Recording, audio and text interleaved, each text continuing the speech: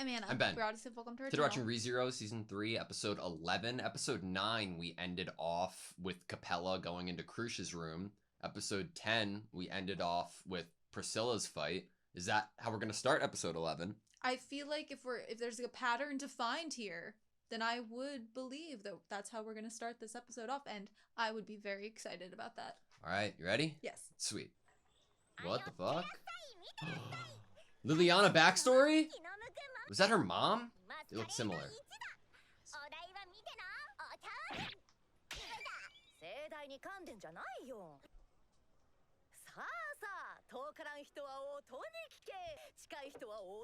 She's beautiful. Oh, they have a whole troupe.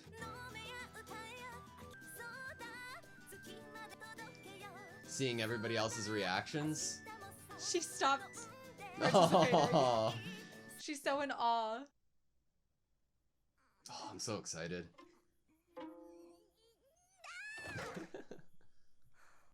Psst, we've seen you in the future and you're great.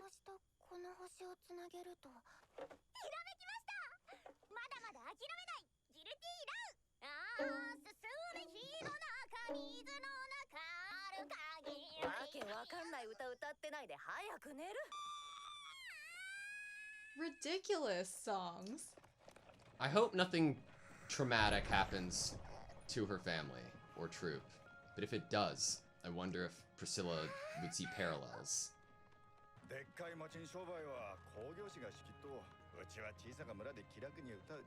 Oh. She's singing in a pretty big city now. Yeah.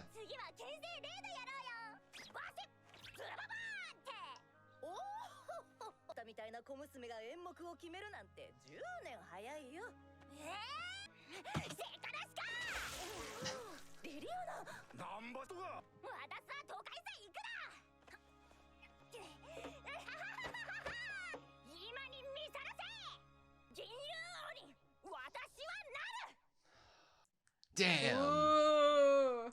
She's gonna be king of the bards. Let's see it.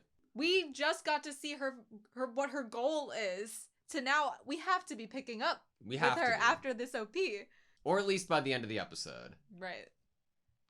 We see her face now in the intro. God, I know you pointed that out, but... I was just thinking about how there were a few other things in the Yeah. OP that go by so fast that I have no clue what's in that shot. How long do you think the season is?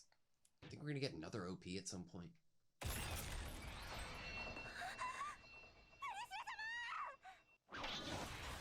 God, you're so fucking cool. Ooh. What?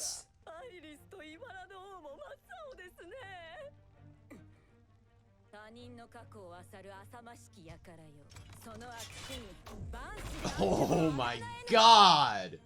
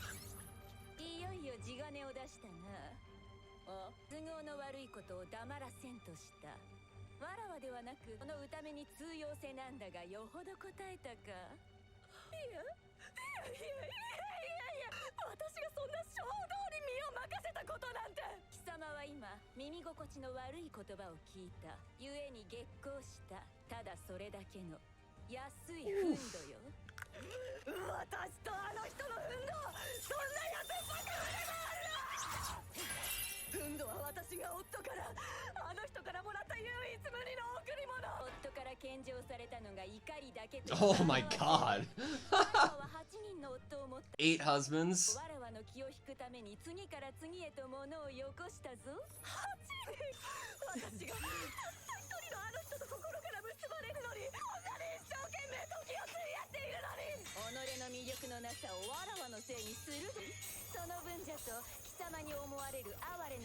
Oh.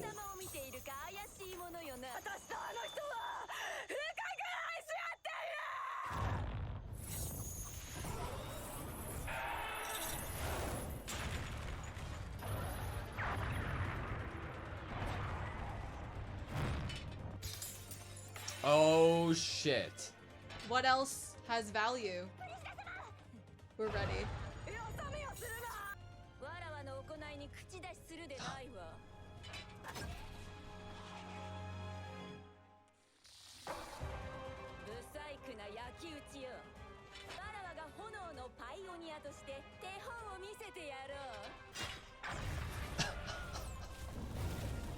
Extinguished everything, brought into white fucking fire. The stage is set.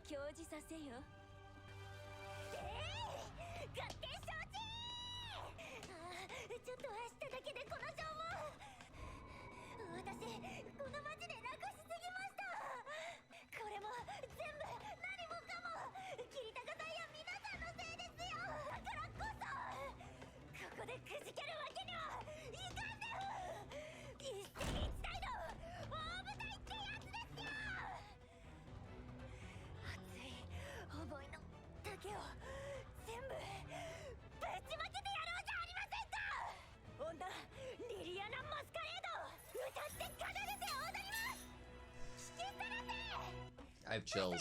I'm about to cry.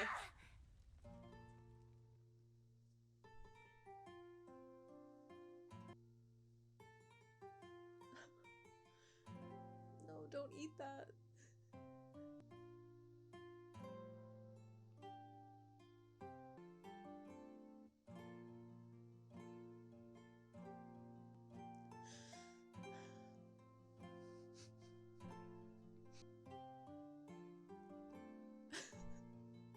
Happens to everyone, man. That too.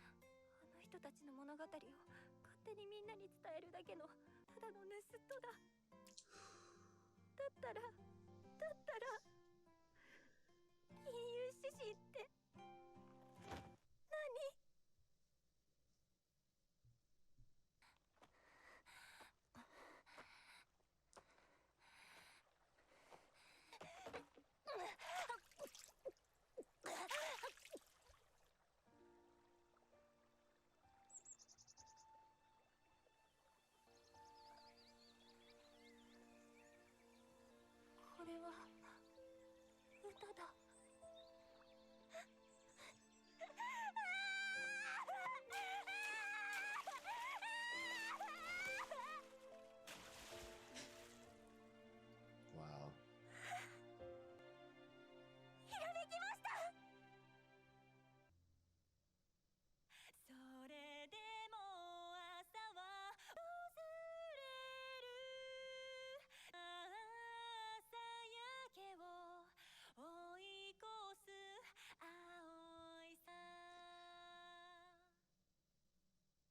That's the song.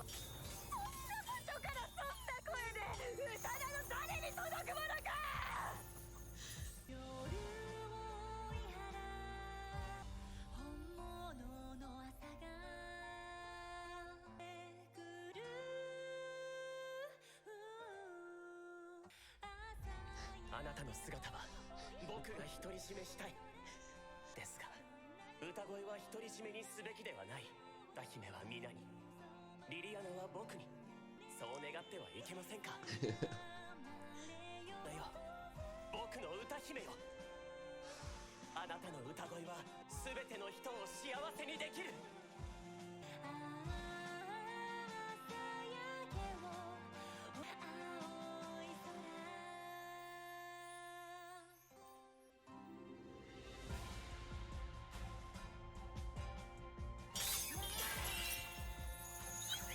やはりあれを見込んだわらわの目は確かであったな。愚かとバカは似て非なるものよ。愚か者に生きる価値はないが、バカには愉快という取り柄がある。あれはその上、愉快以上の価値を己で証明してみせた。よってその働きに褒美を与える。砕けて燃え尽きろ、ペーペンな歌姫。グ物がわらわのものになんとする。お前もだ、怖い。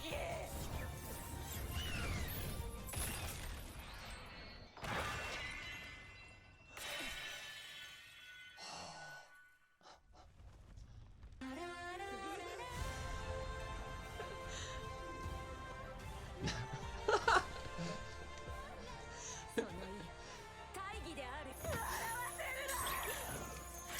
分かり合い溶け合うことが人の望み。愛は一つになることだ。違うな。愛とは違ってもいいと寛容に受け入れることよ。皆が皆同じ方見て同じように思う。同じように感ずるなど虫唾が走る。終わりじゃ。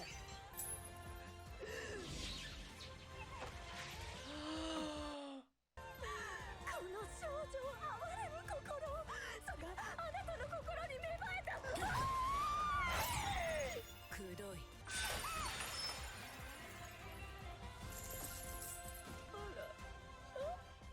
Holy shit! わらわの要件は焼いものを焼き、切りたいものを Those I 切る want it to burn and cuts those I want to. 私の痛みをあなたは知ったことか。貴様は妄言を抱えたまま一人きりで死ぬがいい。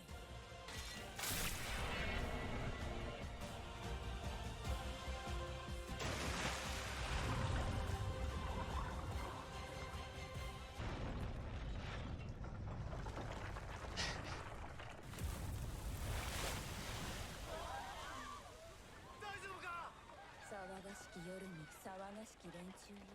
この場にこそ歌の出番であろうに。怠慢以外の何者でもないな。つまらぬことよ。褒めて使わす。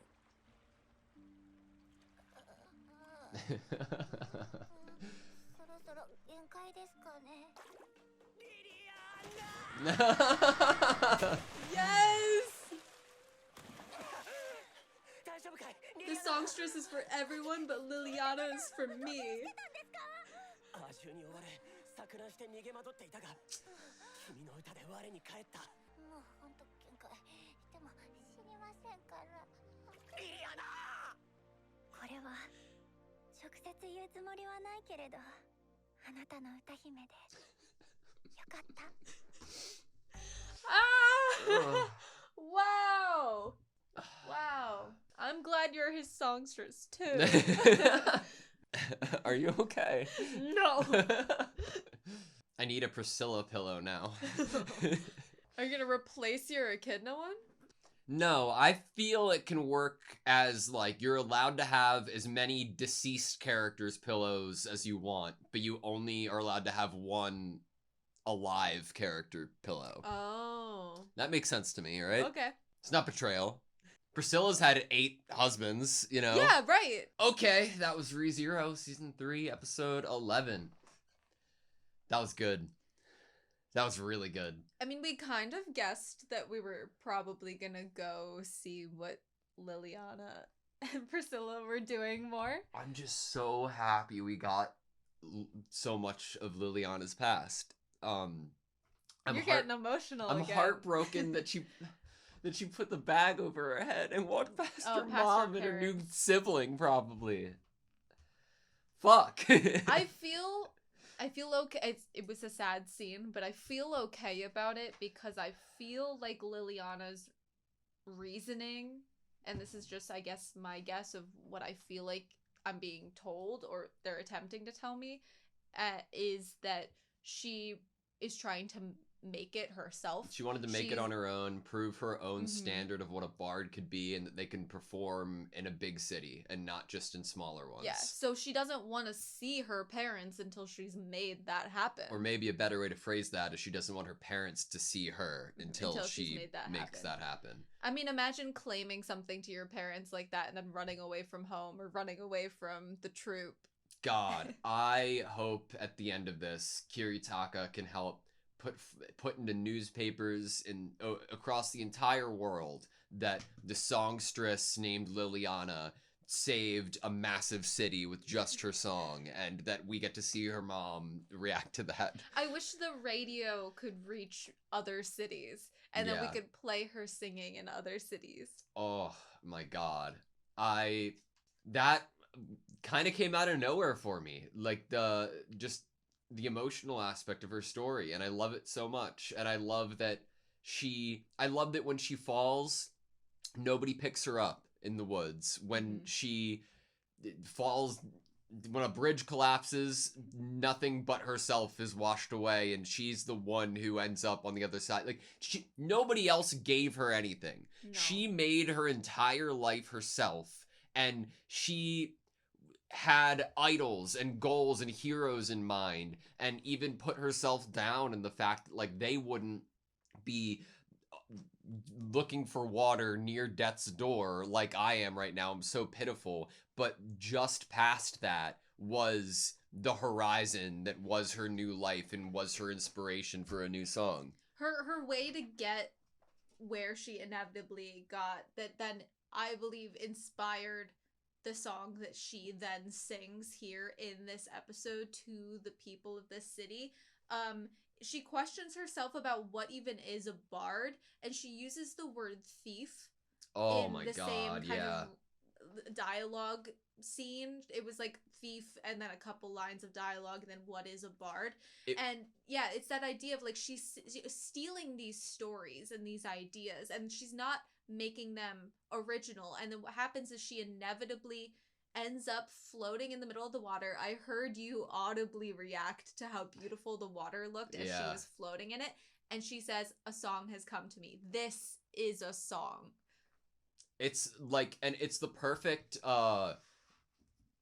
like full circle moment with her and the campfire attempting to do that at night instead of sleeping. But it's just getting back to the roots of not how you've been taught to be a bard or what other people are doing. You're sticking true to what you deem is the right way, and that comes honestly. And when she realizes it and gets that song, you can see everybody in the crowd's doubt on their faces when this dirty, disgusting girl stands up on a podium, and then immediately all of their facial expressions change and their jaws drop in hearing her sing. Like, she could have done a beautiful job if she sang the way that her mom did, the way that the Masquerade troupe did. If she grew into that herself and sang the same songs, she would have probably still made whatever money they're able to make to continue traveling in this way.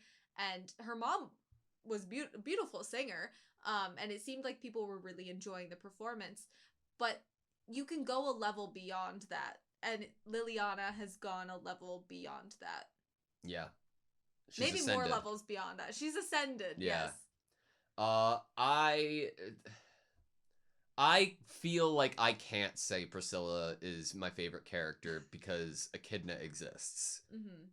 Priscilla is so fucking cool. And it's not just like, ooh, I have this energy about me that I've seen as like an audience member from season 1, and now we're seeing a little bit more into that, and just seeing her flashiness and like her abilities that I want to talk to in a second. But it's what I feel like I don't know about her. You know what fucking put Priscilla over for me more than anything this episode is that we didn't get a conclusion or an idea of what Iris and the Thorn King was. That put her over for me so heavily, because what that tells me is that there's even more to learn and love about this character and to understand her as a person. And I've been like just been giving amazing spoonfuls of information about Priscilla at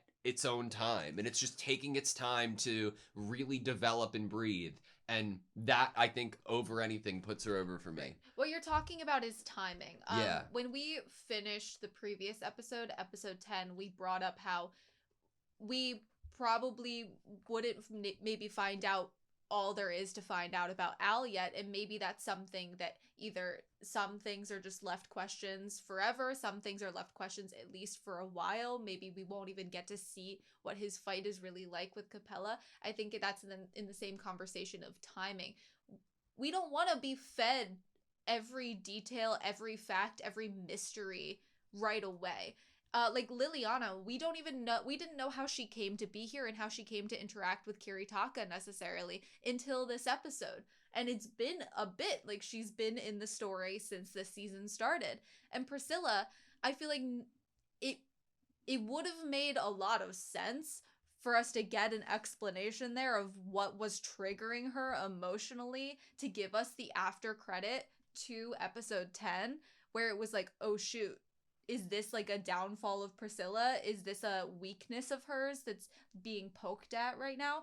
We are going to learn what Iris and the Thorn King means I to think her. it's her parents now.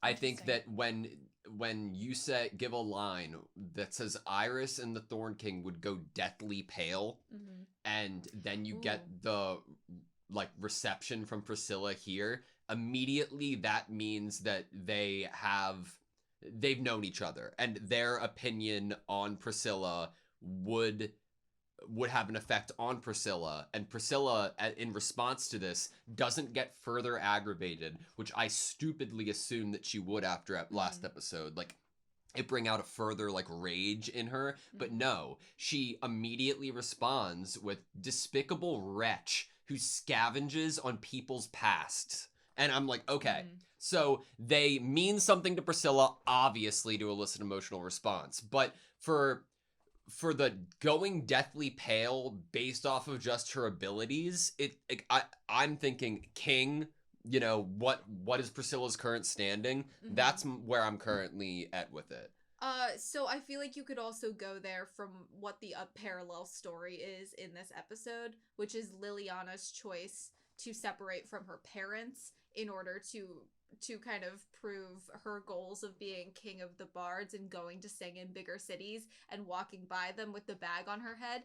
If we're trying to say that there are going to be some a lot of times when two kind of separate storylines are happening within a same episode or same episodes near each other, you can start to be like, okay, Is it a parallel? There's Yeah. some sort of parallel here that we're playing with, some sort of theme that is going to be consistent with these two stories, whether it's something simple like an object is a similar theme within the two stories, or maybe something like the type of love for parents and parents to their children. But here's the thing. It's not about what they are to Priscilla. It's about what the fuck happened, and we have nothing. Yeah. And that's so exciting. Like, okay, we can try to speculate that they might be close to Priscilla or were at one point in time, and they mean something to Priscilla. Why the fuck does it elicit a response so big? I have no fucking clue. I have nothing. And that's why I love her so much, because that tells me as an audience member that she's going to come back into the story at some point, and we're going to be able to learn more about her. And I just love the pacing of how much I'm learning about her and how spread out it is. Right, yeah, like give me nice balance in the timing of like reveals in the story. Thank you for that. I also love when a story is able to create, like, yes, we loved getting to know our protagonist characters, or our main casts, if you will. We always loved that.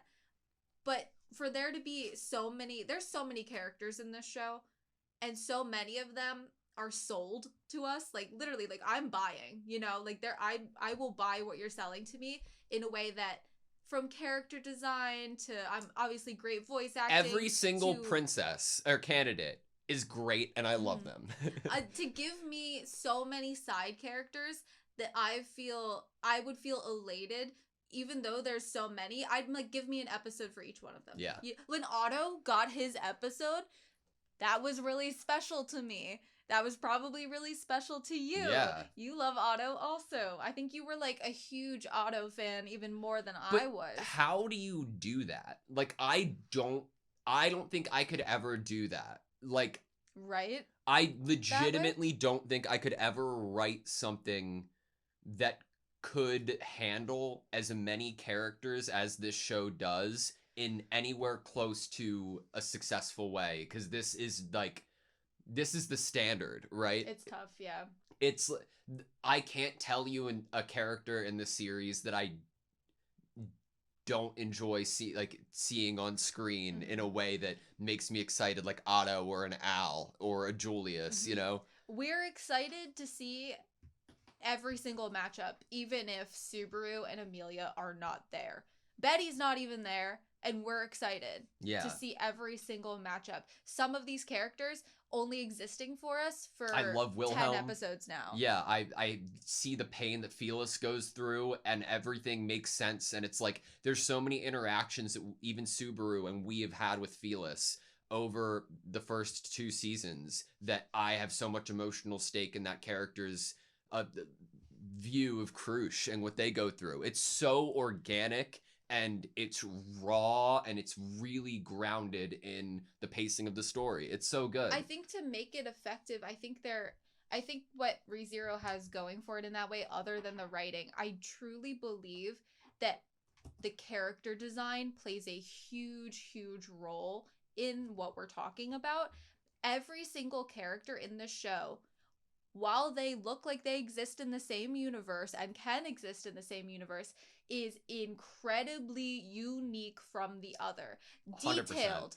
Detailed and unique. All of them stand out from the other. Like, this is obviously Priscilla. This is you can tell somewhat of their personality sometimes by their character design also. Exactly. And not just their personalities, their abilities, right? Like, I want to talk about it too, about like Priscilla's ability that you can make an item you've deemed valuable take damage for you. Like, it's all built up aesthetically, but with purpose and with reason. And I'm really being an asshole here, okay? I'm gonna really try to be an asshole. Okay. Because if I'm gonna make a claim like ReZero would be a golden standard for how to like brilliantly write side characters, and I love all of them, I'm gonna have to be an asshole too. If I really had to try to pick one character who is not like the others in that beat, it would be Ratchins. And like, that's just me being an asshole, and I don't even really mean it when I'm saying it. I'm just really trying to scrutinize something that I think is so fucking good and is something that I've never be capable of doing. That it's like, I'm really trying to find something, and I still can't by bringing up a character like Ratchins, because Ratchins has so much life to him and so much reason that he is where he is. Like, the fact that we haven't seen him since the very beginning of season 1, and yet he's come a long way. Yeah. Like, he's doing things and I with like his him life. as a character. Like, And he starts this season off. I mean, he's side by side with Subaru when we first meet Wrath. it's another example of why it's good. It's a great example of why it's good, because that's even more side character than side characters. Because Ratchins isn't even in a matchup battle right now, really. We're getting our side characters having more reason and development for being here. Kirita, like then like, it's crazy. He's related to a side character. Yeah, He's it's side insanity. character adjacent. It's so good. God damn it, ReZero. Fuck. But from an art standpoint, character designs, that's something I really enjoy trying to do, is character design work and the fashion around that and the outfits. And I feel like this show in particular, ReZero, probably was a manga to start, is incredible.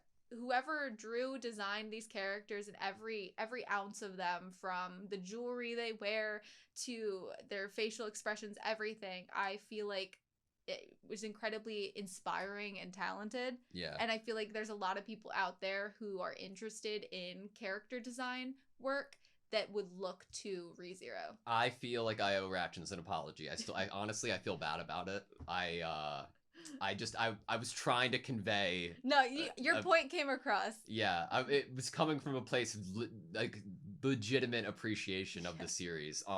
I wish, like, I feel like we don't have we've never had a way of being able to like show anything that you've drawn, or like any of the character designs or anything that you work on in your own free time. I keep them private. Yeah, and partly I really appreciate that we keep that kind of thing private, and like in one sense of the thing, but I would like to think that I'm being objectively factual in the sense that Anna has a legitimate knack and talent for coming up with character design, specifically in terms of like clothing and uniqueness, and we've heard that from a lot of people in our lives, but I do kind of want to like peek behind the curtain in that sense, because I think that if somebody who's good at it is somebody who's good at something complimenting something else and saying I could never do this, that has more credence to it than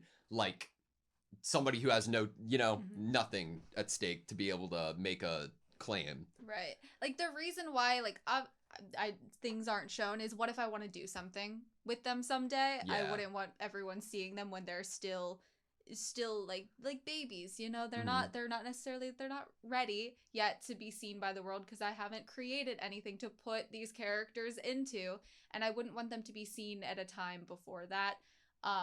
But I do look at ReZero and I am floored It's and crazy. fascinated. It makes me want to go to my It's Cintiq right inspirational. now. And the idea of making people feel like they exist in the same world is challenging, especially if you're creating a fantasy world. Then you have to start taking into account so many different things. What is going to inspire the fashion and other. That's just one area. But I feel incredibly inspired when I watch this show in terms of character design. So I'm happy that I got to speak a bit about the character design in the show. Yeah, dude, fucking the ability to make an item that you've deemed valuable take damage for you is so fucking cool. That's such an interesting like take on an armor, if you will. Mhm. And she chooses, I guess, she makes sure that she dresses herself, or she made sure. We saw that makes the scene where she gets dressed into a different outfit so much more powerful. Much more powerful. Because what she was doing was ensuring that she had things that held value to her on her. She was dressing for battle. She was putting her armor on. I love it so much because like I genuinely imagine that there's a massive downside to that. Like you can't just pick up anything and say, "Oh, it's so beautiful, it's so valuable," whatever. You can't make it up. Mhm. Like it has to come from a place of you honestly deeming it valuable, and therefore if it's sentimental or not, you could be like wasting away something that you really cherish, but you need to put it on to be able to defeat somebody. Right. Like what you just brought up is these could be valuable to her for multiple different reasons. It could have been made by an artist that's like so critically acclaimed, like an actual beautiful artisan made this. It could be that it cost $50,000. It could be that it was worn by her family or family heirloom passed down, or it was another one. It was given to her by someone. She does say that there's a line where she's like, "Wrath was the only thing your husband gave you. Each of my husbands gave me something." And I'm like, ooh, did her husband's like, are some of the jewelry pieces she's wearing in this fight things that she was given by people that hold that almost like love is protecting you. I don't know if she had actual love with any of those husbands or if they truly loved her, but that idea that you could be gifting someone something that they could then utilize to protect themselves is really a lovely idea. I was worried that her only pieces of armor were going to be around her neck, and you were like, "Oh, I wonder what else." And there were several other things the hair ties and everything. I definitely wanted to bring up this line from Priscilla. "Love is tolerantly accepting another despite your differences. Everyone facing the same direction, thinking the same things, and feeling the same way is revolting." this is over. Oh, she's so fucking cool, dude. And then we get a reveal. Yeah, Tina's brought out from the fucking another dimension.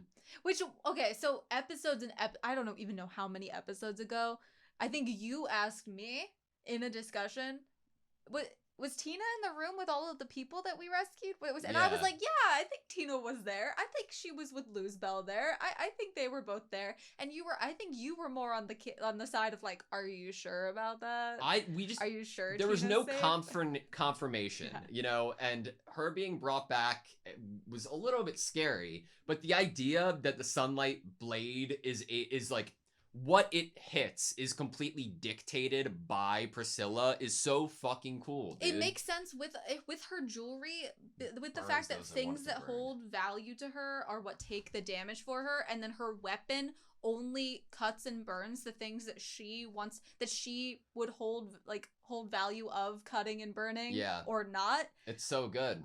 That's amazing. I feel like Priscilla deserves her own anthology, like her own series from the ground up, and I would watch every second of it. Give her 3 movies. Yeah. A 3-movie deal. But she also is like iconically correct with the like despite differences, people need to like tolerate. For love to exist, there needs to be some compromising and some tolerating and some being okay with someone being a little bit different than you.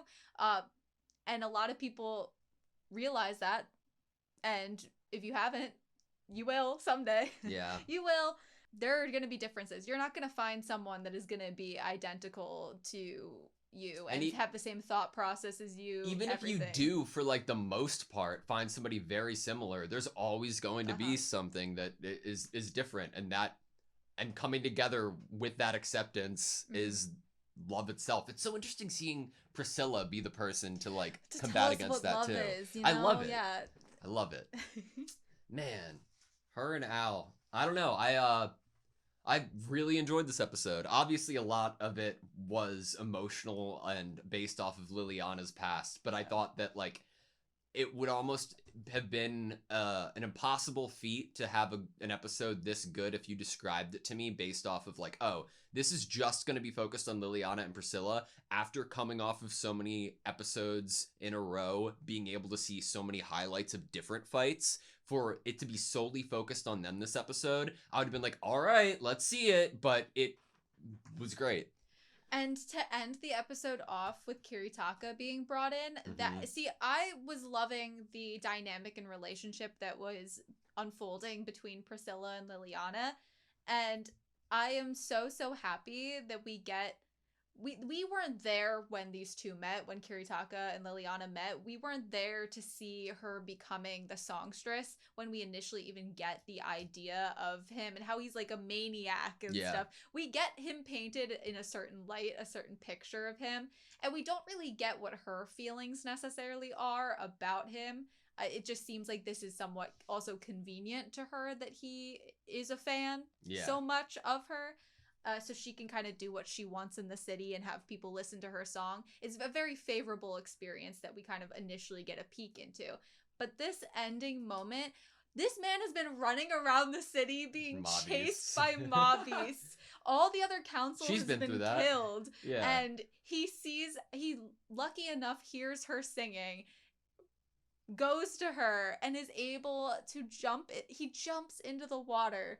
And he's the one that rescues her. I like seeing Kiritaka's like image behind Liliana too when she was performing. The support. I was like, I know we didn't see Kiritaka die, but like for a second I was like, wait, no, I don't want to see like an opaque version of a character that I like behind someone else, because that could signify them not being around any longer. And like obviously I knew he wasn't, like nothing happened to him, but I love that moment and I love them coming together at the end. It's that same conversation of like what we were theorizing about these items that could hold value to Priscilla if they had been gifts given. Oh, that your husband only gave you wrath. That conversation. Yeah. Liliana has been given something that is incredibly valuable to her by Kiritaka, and that is why we have that moment of him standing behind her, and just that idea, like he has helped bring about the life that she has She even says how happy and how calm her life has been, how lovely it's been. I don't remember what her exact words were about what her life has been like since she came to this city and met him, but she has been having an amazing time, and it is a lot thanks to him, and that moment was really beautiful as well. Yeah. I was not expecting that sort of thing, but I am happy for it. The only thing your husband gave you was anger. Laughable. God. Fucking, she's so cool, man. And I now feel pity for you, Wrath. I'm so sorry. Yeah. That's all your husband gave you? All right, that's all I have you. Okay, well, I just would have a question to end off with. Definitely. Where do we go next? I don't know. I don't Somewhere care. great. Anywhere Somewhere it's gonna be great. good. Dude, it's so... The scene set okay, let me answer your question. I don't think we're gonna stay here. Okay. I think we're going somewhere else, obviously, or at least I think. Okay. Might be Al because of the connection with Priscilla, but obviously we don't even know if we're gonna see the end of that with Capella and Al. So it could also be going back to, we haven't seen anything of Julius. You know, it's been a while since we've checked in with Garth and Wilhelm. Maybe there, or back to Subaru, since we've kind of deduced like a significant point in what Regulus's ability is. I would say that I think there might be a pattern emerging of the order in which the archbishops are going to be taken down, at least that we're going to view them the actual demise. Okay. And I think they're going to be taken. I think there's probably multiple places we've seen a same order, and I'm not going to actually look at them to make sure it's the same order, but we are given their actual big introduction into the story for this season. We first meet Wrath, and then Greed comes in and takes Amelia away. Who else we see after that in what order could be the pattern. See. And I also say, I take those two, Wrath and Greed, and I say, in the outro, they are the first two Sin Archbishops that we see when we are getting the line of the Sin Archbishops being shown. We have Wrath dancing, and then Greed, we get a shot of him in the outro, and then it goes on to, I think, Gluttony. At least, technically, Lie, I think. not even intro-wise, like even in the season, I think it would be Gluttony, technically, but I don't know. Yeah, so I'm thinking that there's a pattern possibly being shown with cool. both the outro and the actual episodes we've been seeing, and when Sin Archbishops came into play, that I think could be the pattern at which we watch them fall to their death. You get a prize if you're right. Ooh, if it's okay. Gluttony. All right. Thank you guys so much for watching this video. Please like, comment, subscribe, blah, blah, blah, blah. Thank you guys so much for watching this video. I am really cool and great at talking into a camera. Thank you guys so much for watching this video. Please like, comment, and subscribe. And we hope to see you next time.